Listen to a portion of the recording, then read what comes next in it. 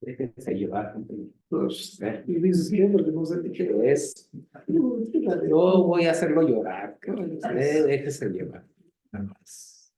Muy buenas tardes, bienvenidos a su programa Septentrión, Patrimonio Cultural Chihuahuense. Les damos la más cordial bienvenida desde el Centro INA Chihuahua, donde hemos constituido este espacio para la transmisión de este programa que durante 60 minutos vamos a estar abordando el tema de los 40 años del Centro INA en el estado de Chihuahua.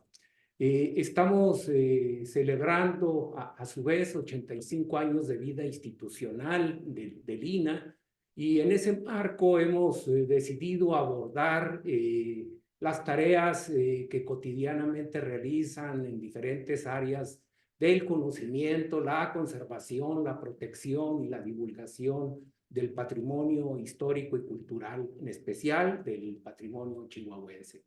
Y bueno, pues lo invitamos a que nos acompañe. Tenemos 4 invitados especiales, todos ellos con un gran compromiso ante la comunidad chihuahuense y en especial en relación a las actividades sustantivas que se realizan aquí en el estado de Chihuahua. Pues como tal, agradecemos a la audiencia, a quienes se toman el tiempo para escucharnos, y pues comenzamos esta tarde. Bienvenidos de nueva cuenta desde el Centro INA Chihuahua. Los saluda Jorge Carrera Robles en su programa Septentrión, Patrimonio Cultural Chihuahuense. Centro INA Chihuahua, 40 años documentando el patrimonio. Y bueno, para comenzar nuestro programa tenemos a Rafael Cruz Santillón. Él es arqueólogo de formación con una trayectoria muy importante en el conocimiento, la investigación, la protección de los bienes arqueológicos en el estado de Chihuahua. Pero ¿qué cree usted? Cuando apenas tenía el Centro INA escasos, se formó el 15 de marzo de 1984, 7 años tenía formado, y llega aquí Rafael Cruz Santillón. Así es. A ver, Rafa, platícanos.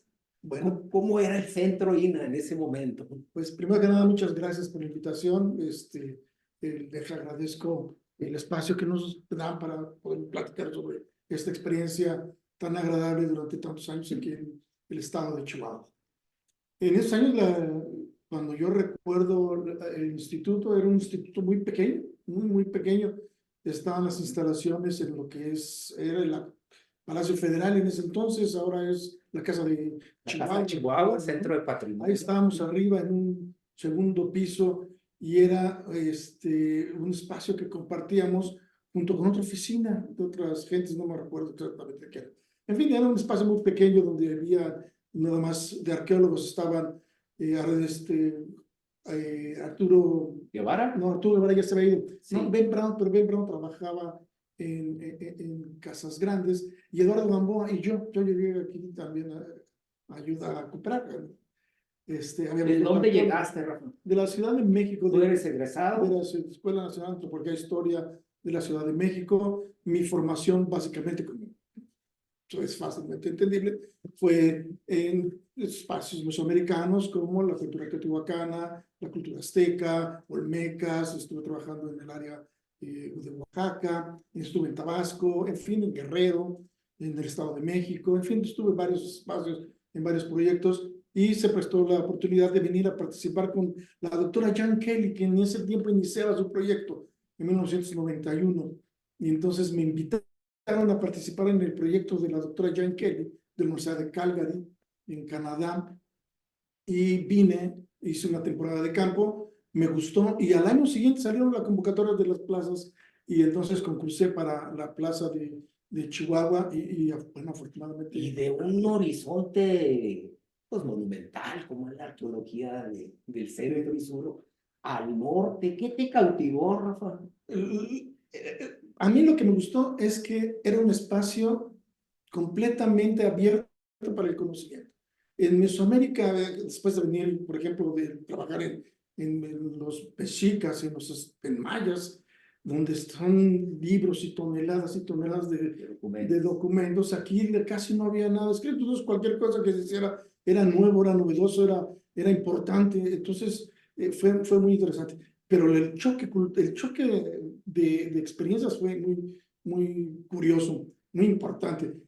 Yo esperaba, pues yo estaba acostumbrado a las pirámides, ¿no? Entonces imagínate ahora ver un sitio de cazadores-recolectores donde son nomás una dispersión de artefactos líticos, pues evidentemente no entendía yo absolutamente nada. En fin, así fue creándose, pero nos fuimos creando entre todos los arqueólogos. En ese tiempo también tenía 2 años de haber iniciado el proyecto de Paul Mintz y Michael Whelan, que venían o sea, de Tulsa y de Oklahoma. Y Jan Kelly de la Universidad de Calgary con la Universidad de Thunder Beach también, con Joe Stewart en colaboración. Y entonces empezamos a crear, estaba Eduardo Gamboa haciendo cuestiones de estudios en Samalayuca y el Ben Brown en Paquimén. Entonces empezamos a crear todos, que fue un espacio muy importante porque después del Dipeso hubo un vacío en la arqueología del Estado. Si le platicamos al público, Dipeso es el arqueólogo que dirige, coordina todo el proyecto de pues, recuperación, puesto en valor del sitio arqueológico hoy abierto al público de Paquimé. Él está entre el 58, 59, 60 hasta el 61. Hacíamos el recuento el otro día que desde el 61, 62 hasta el 82, que hay un nuevo trabajo justamente con Arturo Guevara, y quien es el que abre como director del centro en el 84, hay un vacío de no había investigación arqueológica. 20, 22 años. Hasta que ustedes empiezan y bueno, ese trabajo de Dipeso quedó ahí, pero luego viene Jan Kelly. ¿Cuál es el meollo de este proyecto de Jan Kelly? Jan Kelly trabajaba en la zona Mimbres, básicamente, que es en el sur de Estados Unidos, de Nuevo México, y entre Arizona y Nuevo México, ahí está, no, Texas, sí. Bueno, en la zona Mimbres, sí, es de Nuevo México. Ahí trabajaba y encontró materiales de la cultura de Casas Grandes, y entonces vino para acá para averiguar qué pasaba, por qué llegaban hasta allá. Y al llegar se encontró que esto estaba totalmente virgen. Pero ya tenía 1 o 2 años antes, 1 año creo, Paul Mintz y Michael Whelan, los primeros que vienen después como el proyecto grande, después de Dipeso, que es el gran parteaguas de la arqueología chihuahuense, es Paul Mintz y Michael Whelan.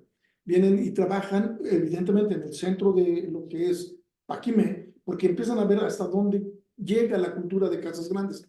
Eso es lo que les interesa. Entonces empiezan a hacer todas las exploraciones ahí.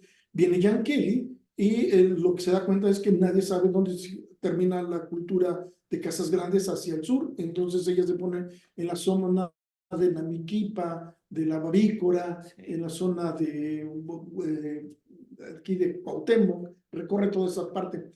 Y nosotros que empezamos, que yo empiezo el proyecto en 1991, empiezo a participar con la Universidad de Cali, de la Universidad de Nuevo México y la Oficina de Asuntos Culturales con Tim Maxwell, que seguimos trabajando desde entonces.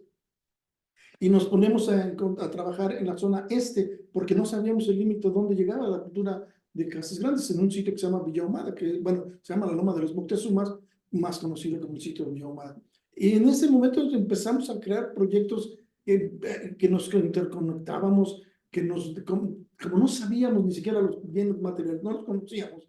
Hicimos reuniones para ponernos de acuerdo en cómo definir la cerámica, porque nos dimos cuenta que el mismo tipo cerámico lo estábamos definiendo todos los proyectos de manera diferente. Sí. Entonces empezamos a crear así un intercambio académico muy interesante, muy rico, que llegó a tener en determinado momento hasta 10 proyectos arqueológicos funcionando. De hecho, le llamábamos la época dorada de la arqueología en Chihuahua. Es esa donde llegamos a tener 10 proyectos diferentes. Y todos generando conocimiento. Todos, además de diferentes cosas. Por ejemplo, estaban Robert Hart y Armand Williams y John Roney trabajando en lo que era el Cerro Juanaqueña, que es un sitio arcaico donde no se tenía conocimiento de absolutamente nada. Entonces, estaban en otro tema, pero se incorporan en la comunidad de los arqueólogos aquí en Chihuahua y es el momento de mayor conocimiento que se ha generado. Cuando diseñamos este primer programa de INATV 2024, por cierto, si usted se está conectando, estamos abordando los 40 años del Centro INA, su aniversario, y estamos dialogando sobre no el festejo en sí o echarnos confeti y decir que sí ha sido muy bueno, sino más bien en una reflexión sobre el trabajo concreto. Y hay una pregunta siempre de fondo en los arqueólogos por aquello de las televisiones y las películas de Indiana Jones y todo esto. ¿Cómo documenta sus investigaciones un arqueólogo? Rafael Cruz, ¿cuál es su experiencia en este trabajo de documentación? Bueno, para empezar, evidentemente la información bibliográfica es muy importante, ¿no? La información documental se vuelve el punto de arranque de cualquier trabajo que se vaya desarrollando en la arqueología. Después de que te das cuenta de cómo está el mosaico cultural, de investigación, desde el punto de vista arqueológico, entonces empiezas a plantear ciertas preguntas que tienen que ver con cuestiones de, por ejemplo, de cambio de sociedad, cambios culturales, de impacto de interacciones, de comercios, en fin, de varias cosas se pueden llegar. Y a partir de ahí, entonces, el arqueólogo traza una línea de investigación que tiene que ver, primero, así de manera lineal, claro que esto varía, depende de cada proyecto, por ejemplo, con un registro de sitios o de la información arqueológica. Que eso se hace con un caminar en el campo, entonces viendo, observando, registrando, documentando y analizando los materiales y los sitios arqueológicos.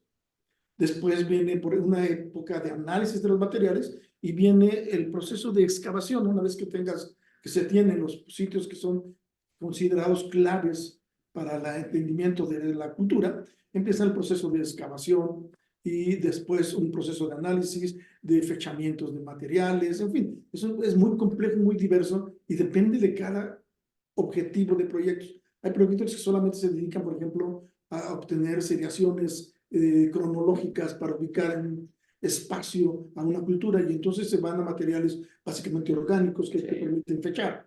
Hay otros materiales sitios, otros proyectos que se dedican nada más por ejemplo, al intercambio de cuestiones cerámicas, en fin, entonces van a otro papel, ¿no? Así es más o menos el proceso así muy esquemático. Muy esquemático. Rafa, antes de que me respondas, fíjate, la siguiente pregunta es, a lo largo de estos más de 30 años de tu presencia aquí en la arqueología de Chihuahua, como investigador, como gestor de proyectos del Estado, antes de que nos respondas, ¿cuáles han sido los momentos que te marcaron en tu vida profesional?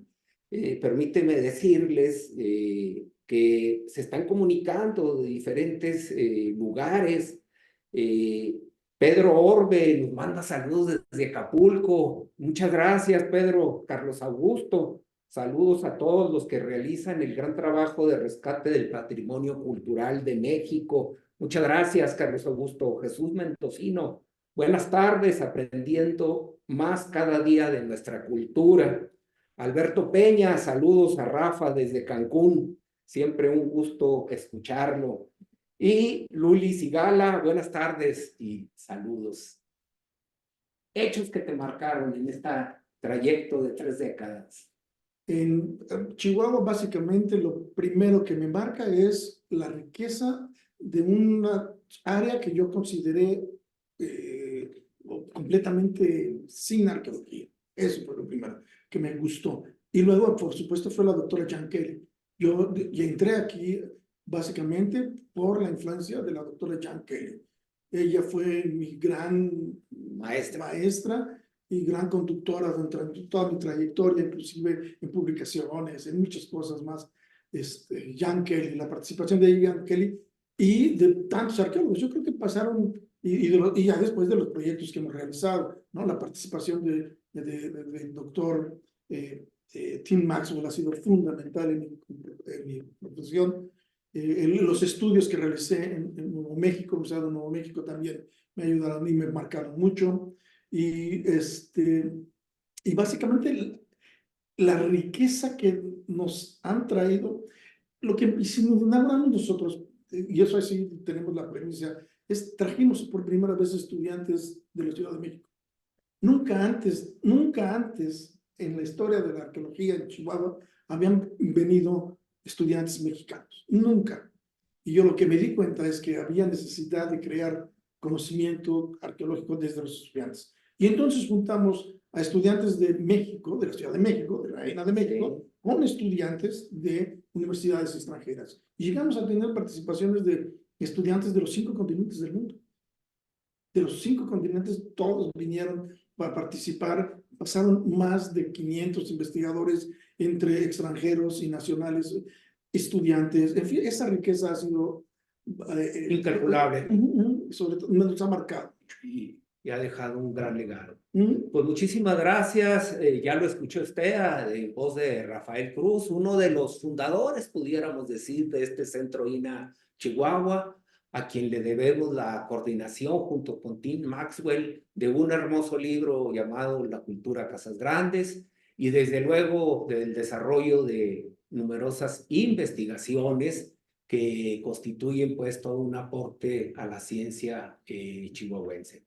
Muchísimas gracias. Vamos a hacer un corte y regresamos con una siguiente entrevista.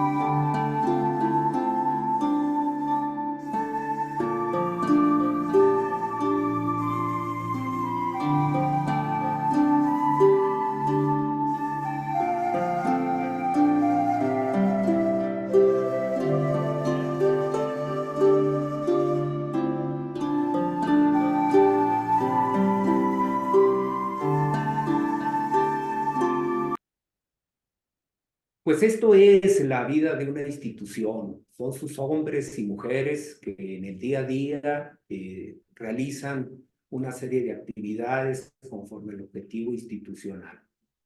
Es el construir respuestas ante una serie de riesgos de ese patrimonio, actuar con inteligencia para resolver esos riesgos y transformarlos en valor, en preservación, en conservación, según sea el caso. Y uno de los temas más candentes, podemos decirlo, pero también más apasionado, porque está siempre en el ojo del huracán en nuestras ciudades, tiene que ver con la preservación, el conocimiento, la divulgación de nuestro patrimonio histórico edificado. Es decir, plazas, acueductos, catedrales, templos modestos, vivienda, muchísima vivienda, que fue construida antes de 1900 y a partir del contacto español. Esa riqueza edificada es un tesoro para nuestro país. El INAH tiene en su haber un registro de más de 110,000 inmuebles históricos a lo largo y ancho del país, de frontera a frontera, como se decía, y de costa a costa. Y bueno, dentro del estado de Chihuahua tenemos la fortuna de contar con aproximadamente 2,600 de esos inmuebles. Y para trabajar en su conocimiento, documentación y regulación en términos de intervención, pues existe una sección llamada de monumentos históricos. conformada por 4 comprometidas arquitectas muy dinámicas, muy duras en términos de evaluación de proyectos, pero también muy comprensivas en el término de entender al patrimonio como el dinamizador de un desarrollo regional. El patrimonio edificado es parte de esa raíz de nuestras ciudades, de nuestros pueblos, y es, por lo tanto, sinónimo de posibilidad de vida y de enriquecimiento de nuestro patrimonio y nuestra cultura. Le damos la bienvenida a Karen Zaragoza Rey. Ella es quizá de los 4 invitados de esta tarde, la más joven en edad y en integración al centro INA. Ella tiene una experiencia muy interesante. Vino a hacer su servicio social. ¿Por qué, Karen, el INA, el servicio social? Buenas tardes. Buenas tardes. Estuve aquí de residente justamente porque en los últimos años de la carrera tuve un contacto con un taller que imparte la sección de monumentos históricos que se llama TICRAT, que es el Taller Internacional de Restauración de Arquitectura de Tierra. Entonces, si bien en la carrera la especialidad es bioclimática, tenemos mucho que ver con la tierra, ¿no? Pero con estos nuevos usos modernos, después de ese taller fue comprender de dónde venía, ¿no? De dónde venían si los adobes o todas estas técnicas ancestrales. Y pues la verdad, ya estaban muchas de las compañeras que continúan ahorita y ¿En me qué gustó año se mucho. integra Karen a su residencia? A la residencia en el 2020. 2020. Sí, estuve aquí unos meses trabajando justamente en Catálogo. Y de ahí fue contratada hasta la fecha por tiempo determinado, y en ese esquema pues hace un trabajo permanente de indagación, documentación, dictámenes, de todo. ¿Cuál es la función principal de esta sección de monumentos? La sección de monumentos es regular las intervenciones que se hagan en los monumentos históricos, en todas estas construcciones que decíamos desde la conquista española hasta el siglo XIX. No, la gente nos tiene miedo, y más con la presentación que nos dan, ¿no? De que les vamos a decir que no, pero en realidad lo que buscamos es la conservación del edificio, pero que siga estando vivo, que se siga utilizando, porque de nada nos sirve que se queden estáticos como museos y que no se les toque nada, si al final terminan cayéndose por eso. Entonces, tal vez en lo que somos muy estrictos es en buscar que los materiales sean compatibles, que todo lo que le agreguemos no le vaya a terminar haciendo más daño al edificio.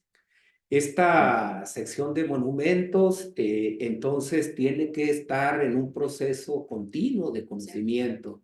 ¿Cómo se documenta, cómo sabe la sección de monumentos que eso no es un monumento histórico determinado? Un monumento histórico. Bueno, se podría decir que lo que más validez tiene es la investigación documental, que es un poco complicada de hacer, ya que a veces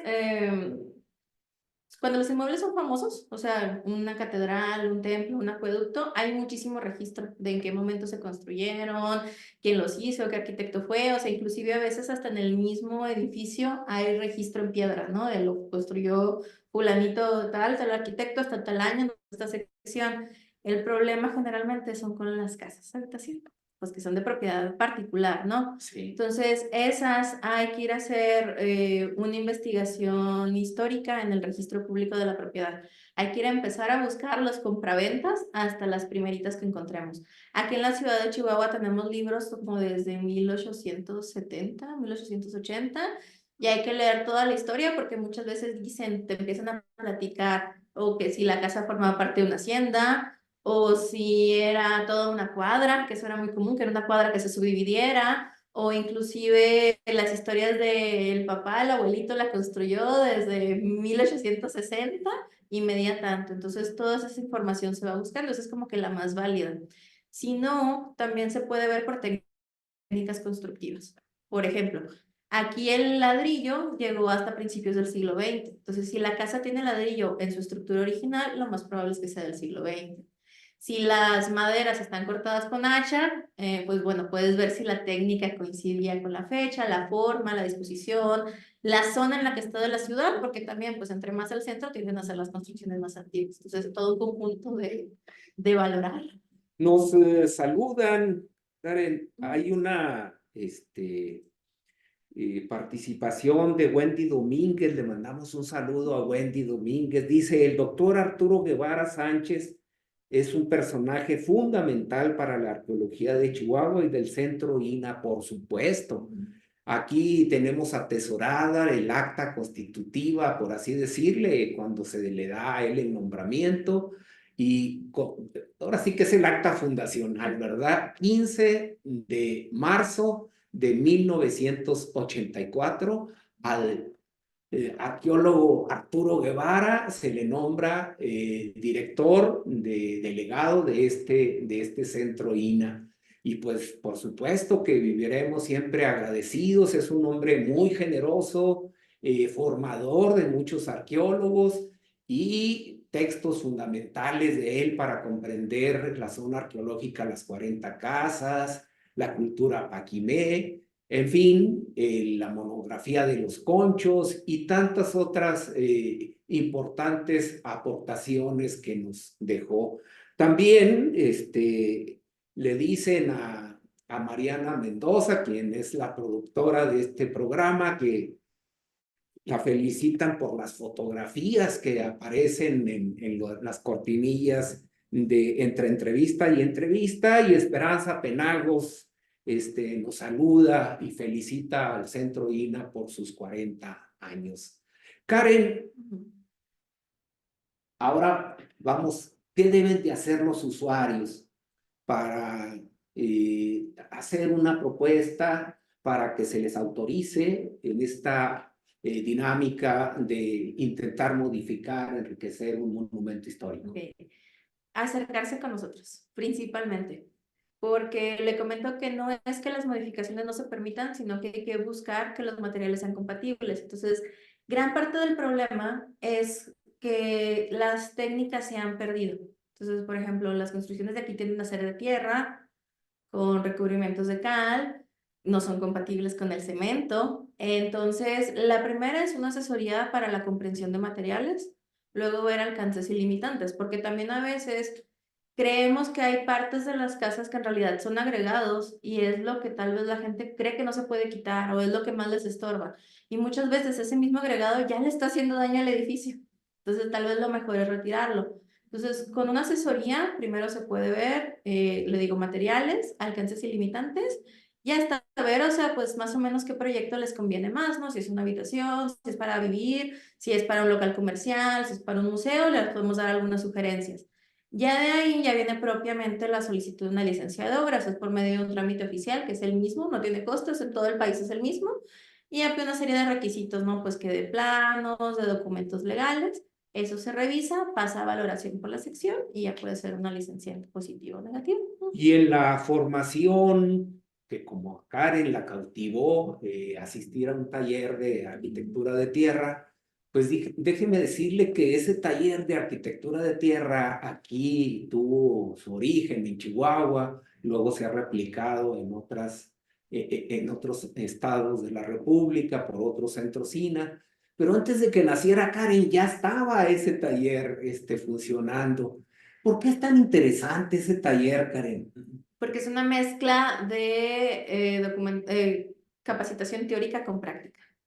Entonces, muy seguido cuando vamos a un taller, nomás nos hablan, nos platican, nos emocionamos, pero luego cuando nos enfrentamos a los materiales no sabemos Nos dan ni miedo. cómo se mezclan. Así. Entonces, en este taller regularmente hay capacitaciones, por ejemplo, de cal, de pintura, de restauración de madera, de propiamente bater y hacer los adobes. Y es muy diferente cuando ya estás todo lleno de tierra, ¿no? Hasta la cabeza, que nomás verlo en una diapositiva. Entonces, así como que te integra bastante. Entonces aprendemos a elaborar adobe, la técnica del tapial o apisonado, se aprende a limpiar cantera, a quitar o limpiar pintura vieja de puertas y ventanas, muchísimas cosas que pues vale la pena. Ya en otro momento hablaremos con mayor profundidad. Pues le agradecemos a Karen y antes de pasar a la siguiente cortinilla para recibir a nuestro siguiente invitado, déjenme le platico que el Centro INA Chihuahua en estos 40 años ha sido capaz de gestionar la apertura de 5 zonas arqueológicas. Desde luego que llama la atención por el punto internacional, por ser patrimonio mundial, la zona arqueológica de Paquimé en el municipio de Casas Grandes. Pero ahí mismo también hay personal del INAH que está en la custodia y en la orientación de los visitantes, que es Cueva de la Hoya, una zona perteneciente a la cultura Casas Acantilado, que fue contemporánea a la cultura Casas Grandes, y que este sitio de Casas Grandes, con otros 3 de madera que también tienen visita regulada, es decir, servicios, atención, que son las 40 casas, Huápoca y Cueva Grande, usted puede disfrutar de la naturaleza, la raíz histórica y conocer de la arqueología de Chihuahua.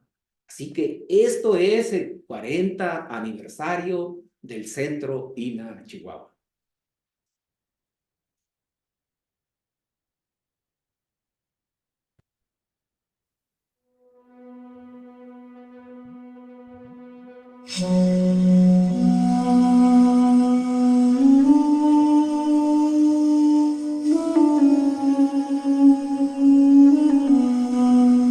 Déjense llevar, compañero.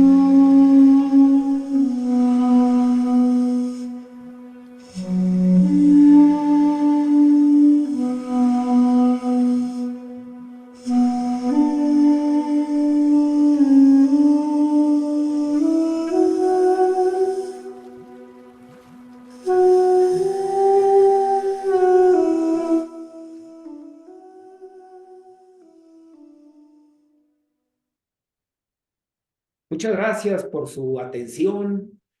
Conmemorar o celebrar 40 años es refrendar un compromiso con el patrimonio cultural chihuahuense, con la historia, entender a estos elementos como referentes de identidad, de desarrollo regional, de raíz profunda que nos permite interactuar con respeto y con el aliciente de construir un futuro mejor.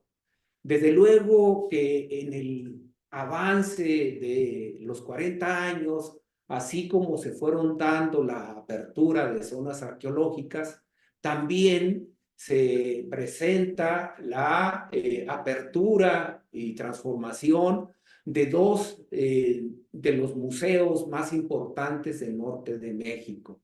El primero de ellos localizado junto a la zona arqueológica de Paquimé, y el otro en Ciudad Juárez, el Museo de la Revolución en la Frontera.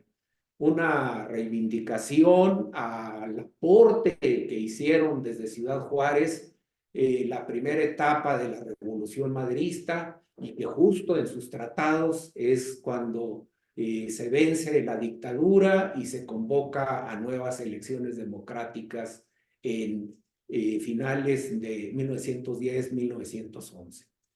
En ese transcurrir de los 40 años del Centro INAH, ya cuando estaba en un trabajo pleno esta primera generación de arqueólogos, investigadores, custodios de zonas arqueológicas, viene otra generación a la cual pertenece Horacio Almanza, alcalde. Él es antropólogo, tiene estudios de posgrado en el extranjero, justo en esta vertiente, y por supuesto, él tiene una historia de mitad de camino, por decirlo. ¿Cómo era el Centro INAH cuando llegas tú, Horacio, aquí a esta institución? Wow, pues primero que nada, buenas tardes. Muchas gracias por la invitación y un saludo a todas las personas que nos acompañan. Me encuentro con un centro INA ya bastante consolidado, un equipo pues, de colegas plural, con personas especializadas en la arqueología, en la historia, en la antropología social, ¿no? Ahí conté con pues, la camaradería de algunos colegas de las ciencias sociales, de la antropología en particular, y cada quien, bueno, tenía sus propias líneas de investigación. En realidad éramos pocos, seguimos siendo todavía un número, pues, no muy alto de investigadores, y cada quien tiene temáticas muy específicas, muy disímbolas, todas sumamente importantes, abordando, pues, fenómenos de la sociedad del estado de Chihuahua, pues, muy valiosos, ¿no? Cuando tú llegas, ya están estas oficinas, tú te incorporas aquí en la avenida Simón Bolívar y calle Sexta.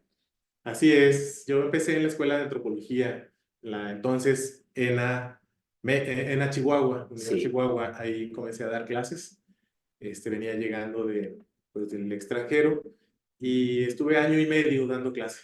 Y entonces fue cuando posteriormente llego aquí al Centro INA, un ambiente bastante distinto. Creo que es un privilegio poder hacer investigación, poder dedicarse al 100% a la investigación, es algo que uno disfruta muy apasionadamente. ¿Con qué proyecto inicias tú en el Centro INA Chihuahua?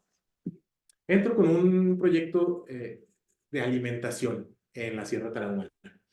Para mí era importante comprender los sistemas de producción rarámuri en aquel entonces, y me enfoqué sobre todo en la agricultura.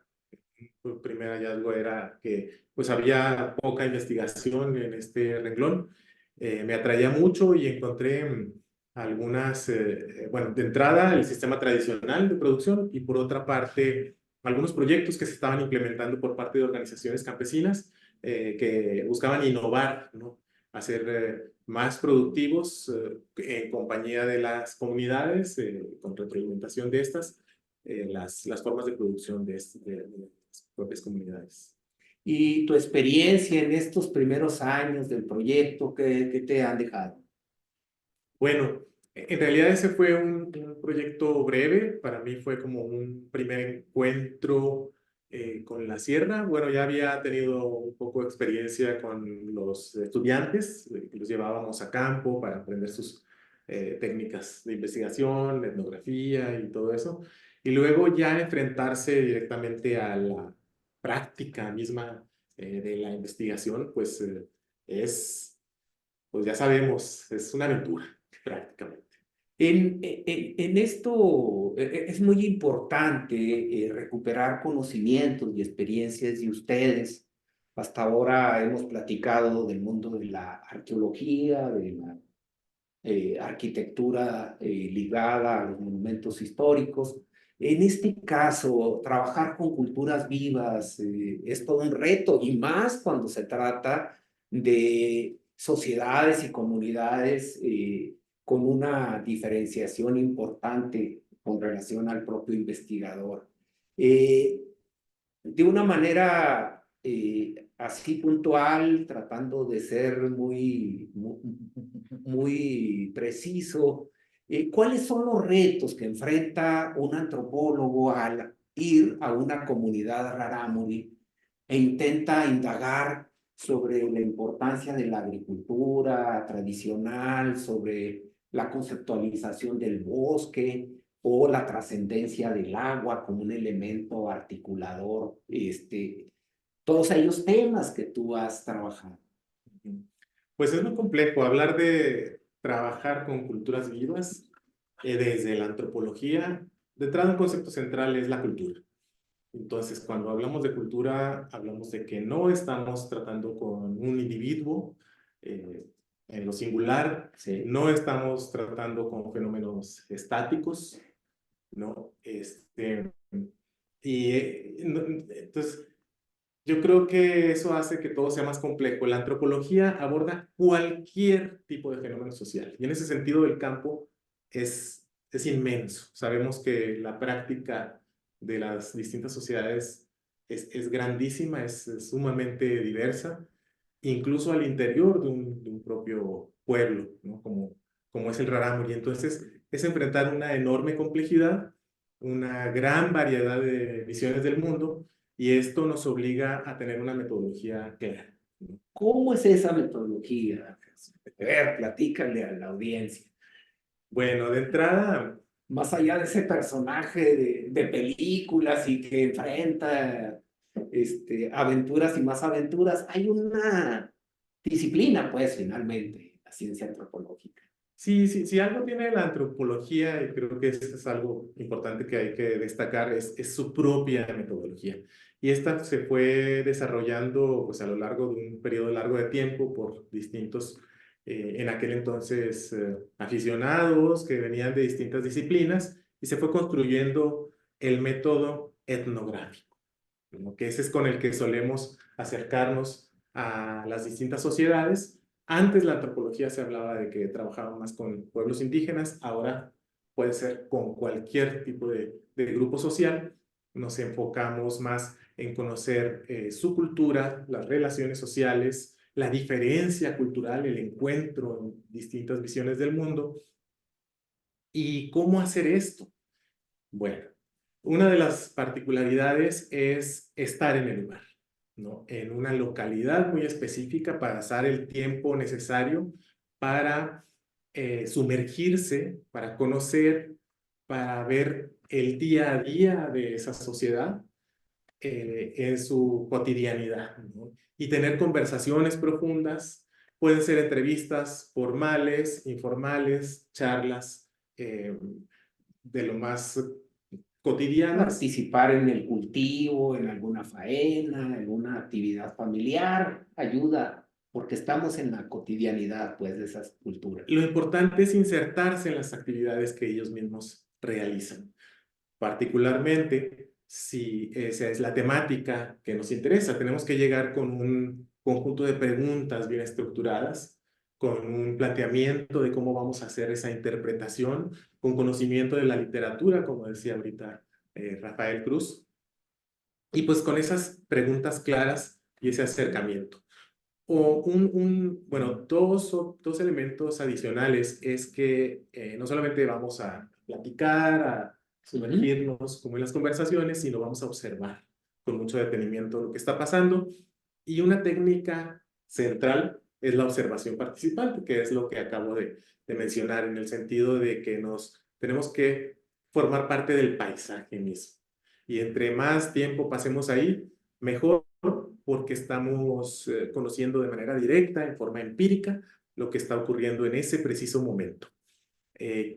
Ahí sí tendríamos que tener mucho cuidado a qué nivel de generalización vamos a llegar, porque estamos llegando en un momento específico de la historia de esa comunidad y estamos llegando a una comunidad específica. Difícilmente podemos decir que así son las demás comunidades, ¿no? Pero sí es importante hacer un ejercicio como para ir encontrando los distintos patrones culturales, ¿no? Todo dependiendo de la temática que seleccionemos. Mire qué interesante el área de monumentos históricos acude a fuentes historiográficas de archivos, de notarías, de todos estos documentos organizados y no. Y el área de arqueología principalmente a vestigios materiales, lítica, maderas, textiles, ollas, cerámicos, pues, y el área de cultura, la antropología social o cultural, recurre a la observación, la observación participante, el ser parte de una comunidad, ir tomando notas, abonar a esas notas preguntas que lleven a contenidos profundos y que todos estos registros vayan aportando a una explicación que, como dice Horacio, depende del tamaño o los alcances que le querramos dar. Pues así es de diverso como nuestra cultura, la vida institucional del INAH, así es como se trabaja desde varias perspectivas. Y bueno, le preguntamos por último a Horacio, él está ahorita en un proyecto muy interesante sobre el agua en las comunidades indígenas, específicamente comunidades rarámuri. ¿Cuál es su experiencia? ¿Cuál es tu experiencia, Horacio? ¿Y qué dificultades hemos encontrado en este proceso de investigación? Pues es muy apasionante, sobre todo tratando una temática tan importante como el agua en un sitio tan complejo por sus características fisiográficas y de sequía como es el norte de México. Pues estamos trabajando con el pueblo rarámuri y ellos viven en un contexto, si bien la sierra es productora de agua porque capta el agua de la lluvia y la convierte en ríos de caudales tan importantes que son los que riegan los distritos de riego del lado del Pacífico, Sí. del lado del Atlántico. Al mismo tiempo enfrentan condiciones climatológicas sumamente diferentes y complicadas. Lo asombroso del asunto es la capacidad de conocimientos, de saberes, de formas de adaptación a estos contextos tan hostiles de las propias sociedades.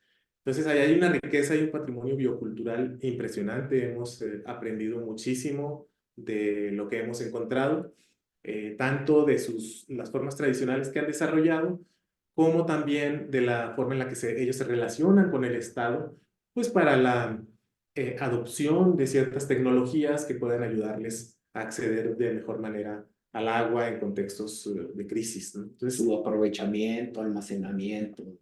y estamos hablando de un tema fundamental, el agua. Cuando llegamos, les preguntamos, ¿qué es el agua para ustedes? Nos dijeron, el agua es el alma de todo. Entonces, esta es fundamental para su alimentación, para la higiene, para la vida de la fauna, para la agricultura. Y pues yo creo que no hay que abundar mucho para poder explicar la importancia que tiene el agua en la vida de todos nosotros. No es una llave y un fluido que se puede pagar, es un elemento equilibrador en estas comunidades. Pues mire, qué apasionante escuchar a Horacio, a Karen, a Rafael. Nos falta una última participación. Le agradecemos a Horacio su tiempo, su espacio para compartir con nosotros. Vamos a un último corte y regresamos con una nueva entrevista.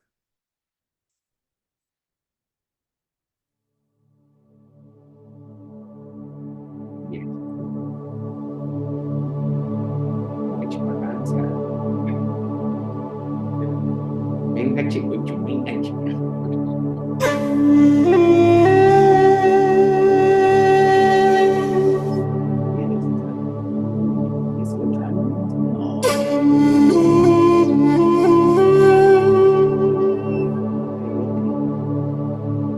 Lo que pasa es que entré.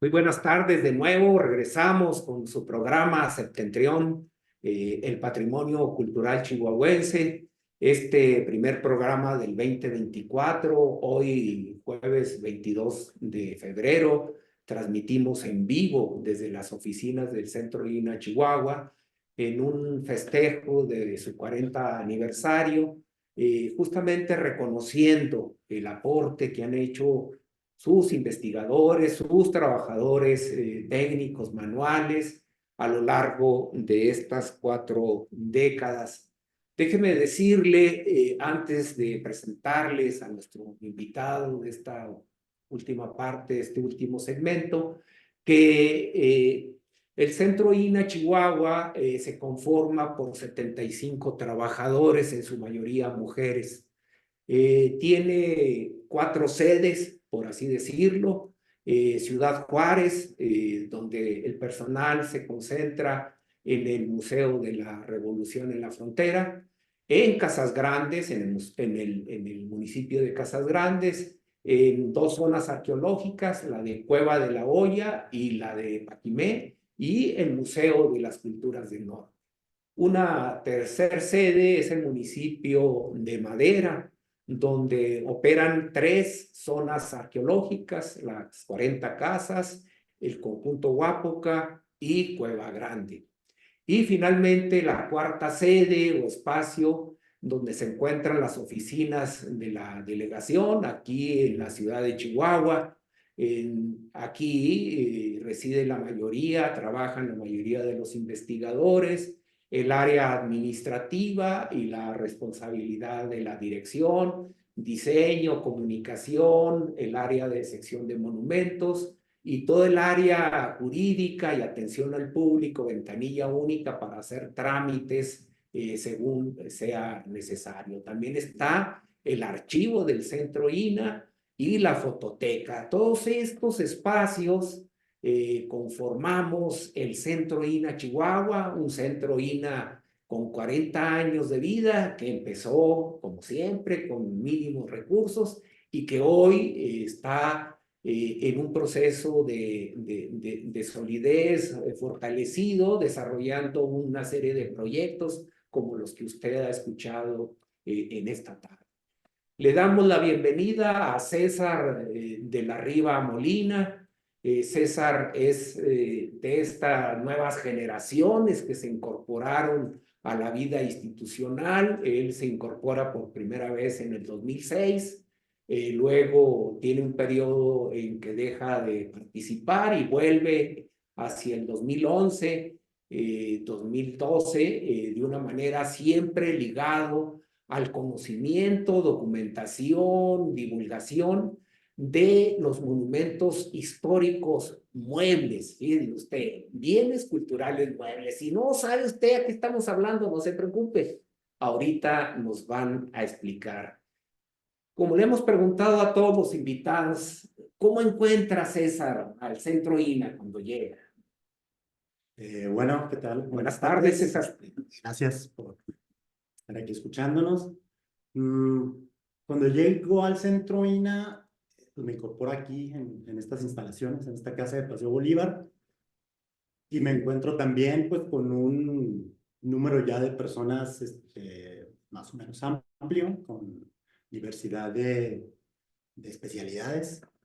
Y pues aquí llegué haciendo mi servicio social también. También como prestador de servicios sociales. ¿Y qué te provoca decir, me late trabajar en el INAH, César? Más adelante. Bueno, mi formación pues fue en artes y me especialicé en pintura. Y cuando vi la oportunidad de hacer mi servicio social aquí, haciendo registro de pintura, sí, identificación de pintura histórica, pues. Pintura histórica, pues me llamó mucho la atención y acepté. Bueno, vine aquí a participar en un proyecto de inventarios con un restaurador que elaboraba aquí en ese entonces. Dentro de esos primeros registros que hiciste, ¿cuál fue el que más te impactó? Bueno, primero, yo venía de una escuela donde pues, la historia del arte comenzaba en el siglo XX. Sí. Entonces nos enfocábamos en el siglo XX. Y todo lo anterior al siglo XX, incluso el XIX, eran como materias opcionales, optativas, que a veces tomaban algunas personas nada más por curiosidad. Entonces, mi primera experiencia, lo primero que yo aprendo trabajando aquí en el Centro INAH, pues es que hay un mundo de Chihuahua en las comunidades, rico y muy vasto en cantidad de objetos y de obras de arte. Bueno, objetos que hoy llamamos obras de arte. Ahora sí, explícanos entonces qué son los bienes o el patrimonio o los monumentos históricos muebles. Bueno, así como la cultura, como hablaba Horacio en la entrevista anterior, la cultura es inmaterial también. Sí. Puede ser observada, estudiada y sobre todo conservada. la cultura también es material, como también la arquitecta Lo mencionaba. mencionó, pues esta cultura tiene periodos históricos, lo es dividida en periodos históricos, y parte de la cultura material pues son los objetos que se diferencian de otros objetos por estar vinculados, ¿no?, a algún uso cultural, social, y en un momento específico de la historia de ese pueblo. En este caso, los objetos religiosos que se encuentran en los templos y en los monumentos históricos. Es ahí donde está un acervo muy importante de estos bienes. O sea, Sí. se le denomina bien mueble, entonces, porque yo lo puedo llevar, traer de un lugar a otro, Sí. por su historicidad. Sí, bueno, se le denomina bien mueble histórico porque es un objeto que puede ser trasladado, puede ser movido de un lugar a otro, y es histórico porque fue hecho entre 1521 y 1899, ¿no? Así, muy caprichoso esa historicidad, pero bueno, institucionalmente así funciona su catalogación. Así lo definieron los diputados del 72 con la ley correspondiente. Sí, bueno, y algunos historiadores, etcétera. Aquí lo interesante es que muchas veces estos objetos, por ejemplo, en el caso de Chihuahua, se vinculan a procesos históricos o a momentos históricos muy específicos, por ejemplo, la colonización o la evangelización o la divulgación del pensamiento pues, cristiano, ¿no? En el norte de México, o en lo que fueron pues, el virreinato de la Nueva España. Y a través de estos objetos pues, podemos más o menos darnos una idea de cómo, qué tan importante era esta labor evangelizadora para la colonización, para otro tipo pues sí, de formación de sociedades. Ajá. ¿Cómo le hace César, si usted quiere saber realmente con la riqueza y los acervos que tenemos en Chihuahua de bienes muebles, tiene que platicar con César? Pero ¿cómo le ha hecho César en esta experiencia para ir documentando todos esos bienes? ¿Cómo le hace un investigador como tú en este terreno? ¿Cómo se registra? Bueno, tenemos que ubicar primero el lugar donde se encuentran estos objetos. ¿Y por qué se encuentran en esos lugares específicamente? A partir de saber en qué lugares de la geografía se ubican, no sé, las misiones, por ejemplo, las misiones jesuitas, las misiones franciscanas, podemos ir a esos lugares y ver qué hay, ¿no? Qué hay de lo que se menciona partimos de otras disciplinas como la historiografía, a partir de dónde se ubican en documentos y después en el sitio, en el lugar, en campo, ver qué hay, qué queda de esos objetos, de esa historia material. Y pues hay que identificar si es pintura, si es escultura, qué tipo de objeto es, si es un retablo, si es un altar, si es un relicario, si son textiles, si son, no sé, hay un universo de materiales y de objetos. Sí, porque al decir monumento histórico no nos referimos a una catedral, Sí. También nos referimos tal vez a una vasija. Así es. Nos referimos tal vez a una pequeña escultura, ¿no? Que tal vez fue traída por los primeros misioneros y que está ahí en algún rincón de algún templo y que no sabemos. Pues así es como podemos disfrutar de estos bienes que menciona César, desde un pueblito como Churo, donde hay en el municipio de Urique, donde hay un retablo increíble, pasando por Parral con una Virgen de la Soledad que tiene una trascendencia en la comunidad grandísima. ¿Qué más, César? Así que tú digas, me quedo impresionado. Bueno, a mí lo que me impacta, por ejemplo, de trabajar en Chihuahua es los lugares donde se encuentra este patrimonio. Por ejemplo, se suele pensar que las ciudades serían los lugares donde hay más riqueza, las ciudades más grandes como Chihuahua, como Parral, que sí hay una gran riqueza de objetos culturales, pero es la sierra de Chihuahua también, donde hay un patrimonio muy, muy disperso, como Churo, como Urique, como, no sé, Batopilas, Guadalupe Calvo.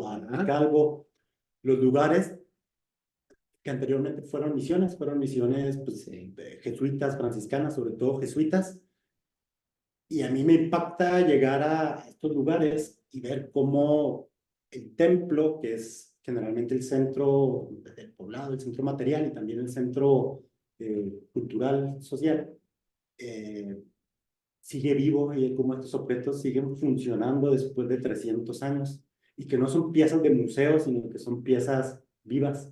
A diferencia, por ejemplo, incluso de obras modernas que están en museos que están desactivadas completamente, ¿no? En este caso, las pinturas, los objetos creados en 1700, 1600, continúan, Siguen en el siguen corazón. teniendo la función. En el corazón. Tal vez debajo de repintes, tal vez debajo de escondidos, ¿no? Debajo de muchas De capas humos, de veladoras. modernas, pero sigue, ¿no? Sigue conectando. Pues qué gusto, César, escucharte. Esa es la riqueza patrimonial de Chihuahua. Y estos son las mujeres y hombres que documentan, que registran, que divulgan esta riqueza que tenemos, estos tesoros de bienes culturales, arqueológicos, tradicionales, muebles e inmuebles. Todo eso en conjunto es el reto que tiene el Instituto Nacional de Antropología e Historia y es lo que ha centrado el quehacer del Centro INA por 40 años. Nos despedimos de usted, hemos llegado al final de este su programa, Septentrión Patrimonio Cultural Chihuahuense. Agradecemos desde luego a Mariana Mendoza, a Óscar Ceballos que hacen posible la transmisión desde aquí, desde el Centro INA Chihuahua, a Ana Galicia, directora de INA TV, y a Ana Luisa López, quienes desde el corazón de la divulgación, de la coordinación de difusión, en la Ciudad de México nos permiten llegar a muchísimas partes de México y del mundo. Muchísimas gracias. El próximo día 15 de marzo, justo el 40 aniversario, celebramos esa fecha tan especial, tendremos el segundo programa dedicado a los 40 años de INA. Ahora revisaremos en ese momento los retos que enfrenta el INA ante una sociedad tan compleja como la que vivimos. Agradecemos desde luego la participación de todos los que nos escribieron, a José Gerardo Castellanos, decirle que efectivamente el INA ha apoyado mucho las investigaciones arqueológicas y antropológicas, no solo como docencia, sino acompañando proyectos, como decía Rafa, y el mismo Horacio ha coincidido en gestión de proyectos en varios países, lo cual nos indica de una trascendencia más allá de nuestras fronteras. Eso es el Centro INA Chihuahua. Saludos, pase buena tarde y nos escuchamos el 15 de marzo, igual a las 6 de la tarde.